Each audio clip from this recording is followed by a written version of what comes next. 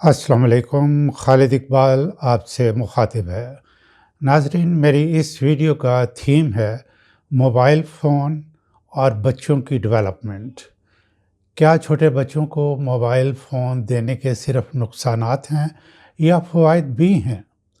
आइए इन तमाम पहलुओं का जायज़ा लेकर इसका एनालिसिस करते हैं कि बच्चों की जिस्मानी और ज़हनी सेहत, ख़ास तौर पर आँखों पर इसका क्या असर पड़ता है।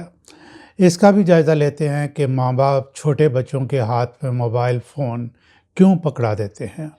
मैंने इस मौज़ू पर रिसर्च की तो सोशल मसला सामने आया जो बिल्कुल अजीबो-गरीब है। सब वालिदैन बच्चों की शिकायत करते हैं कि उनके बच्चे जिनकी उम्रें 4 साल से 13 साल के दरमियान हैं, वो मोबाइल फ़ोन लेने की ज़िद करते हैं। ये जानना दिलचस्पी का बायस होगा कि वो ज़िद क्यों करते हैं। अगर मियाँ बीवी दोनों काम करते हैं, जब वो घर आते हैं तो बच्चों से खेलने, उनकी पढ़ाई में दिलचस्पी लेने के बजाय दोनों अपना अपना मोबाइल फ़ोन लेकर बैठ जाते हैं। बच्चे उनको बुलाते रहें, कुछ पूछें, कुछ मांगें, जवाब दुरुस्त लहजे में एक फ़िक्रा होता है, चुप करो, मैं पिटाई कर दूंगी। ये एक छोटा सा अमल या एक्ट या एक्टिविटी है जो हमारे माशरे की तमाम कदरें तब्दील कर रही है। नाजरीन, ये ज़रा बड़ी गौर से सुनने वाली बात है। बच्चे समझते हैं माँ बाप को हमसे ज़्यादा मोबाइल फ़ोन से दिलचस्पी है। यहाँ बच्चे के जहन में दो बातें जन्म लेती हैं। वो अपने माँ बाप से ज़हनी तौर पर शुरू में सिर्फ ज़हनी तौर पर दूर होना शुरू हो जाता है। ज्यों बच्चा बड़ा होता है वो अपने माँ बाप से दूर हो जाता है। दूसरा, उसकी दिलचस्पी मोबाइल फ़ोन में बढ़ जाती है।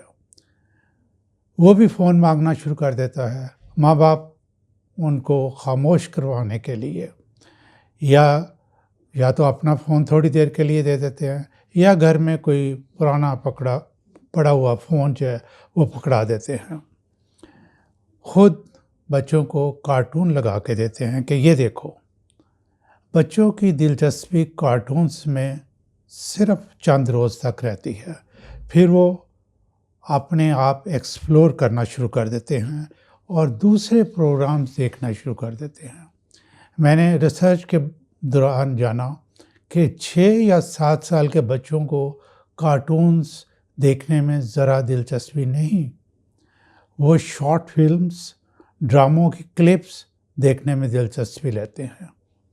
बच्चों को सिखाने के लिए जो तालीमी प्रोग्राम कुछ आपको सेल फ़ोन पे नज़र आते हैं, बच्चे उनमें भी कोई दिलचस्पी नहीं लेते। एक फ़िक्रा तवत्तर से सुनने को मिलता है, खाना खाओगे तो फ़ोन मिलेगा।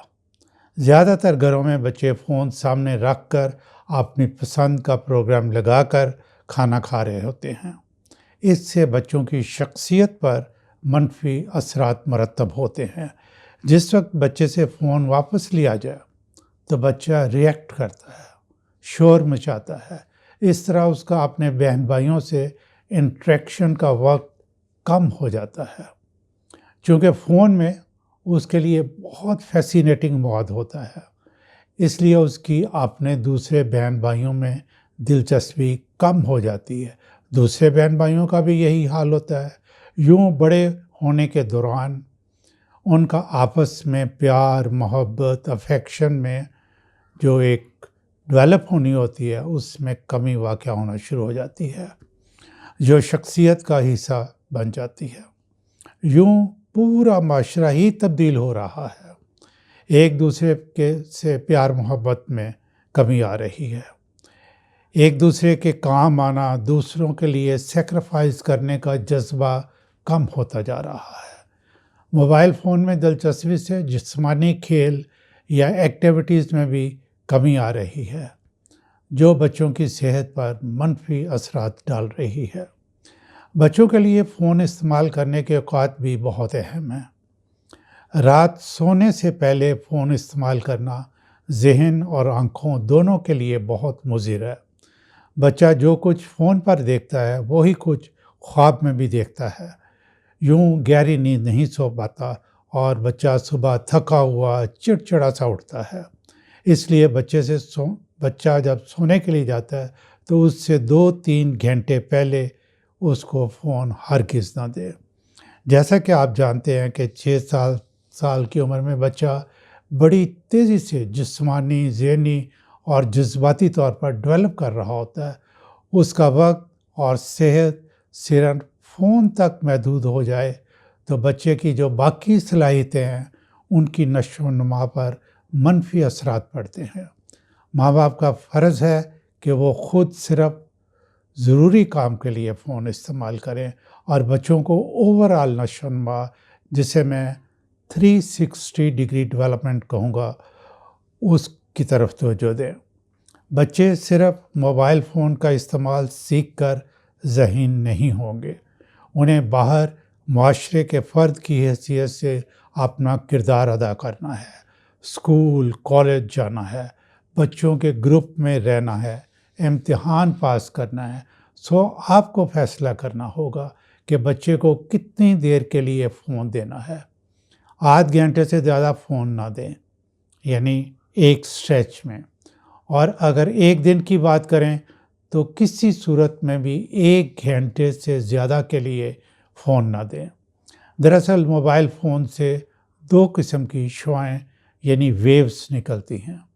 پہلی نظر آنے والی روشنی یعنی ویزیبل لائٹ، اس میں کچھ نیلی روشنی بھی ہوتی ہے۔